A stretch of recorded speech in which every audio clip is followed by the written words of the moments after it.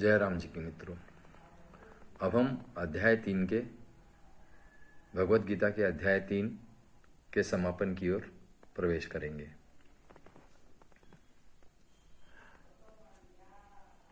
श्लोक 42 में भगवान श्री कृष्ण कहते हैं, इंद्रियाणि पराणि आहुः इंद्रियेभ्यः परम मनः मनसः तु परा बुद्धिः यह बुद्धेः परतः तु सः।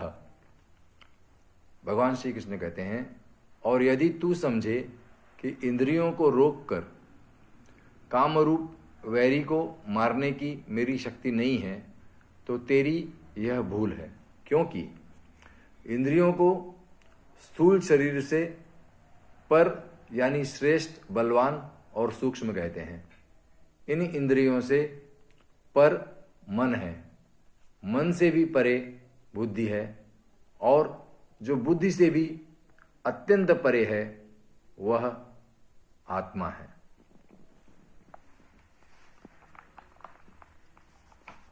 इसके बाद का जो श्लोक है उसमें भगवान श्री कृष्ण कहते हैं, एवं बुद्धेः परम बुद्ध्वा संस्तभ्य आत्मानं आत्मना जहि शत्रुं महाबाहो कामरूपम दुरासदम।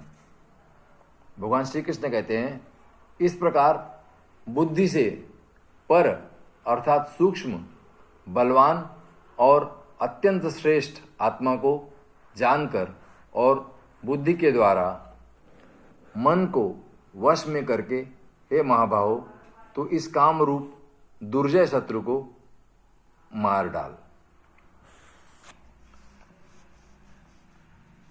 समाप्ति की ओर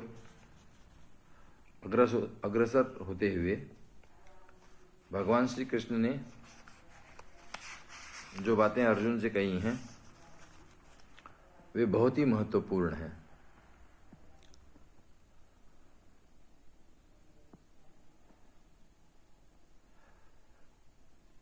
हमारे आचरण में, हमारी क्रियाओं में जो समावेश होता है वो सर्वप्रथम इंद्रियों का होता है, और इंद्रियों से परे दूसरा जो इंद्रियों को प्रेरणा देने वाला होता है वो मन होता है, और मन से भी परे यानी कि वो होती है बुद्धि, और बुद्धि से भी जो परे है वो है आत्मा।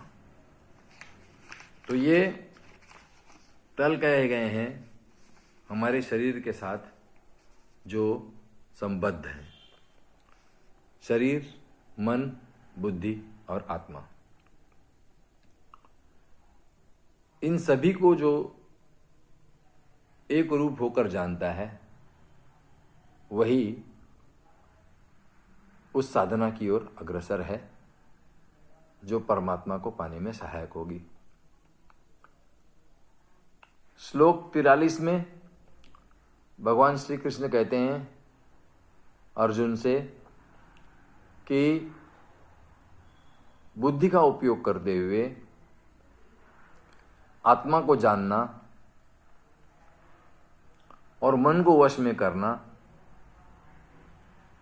मन को वश में करने का मतलब क्या है?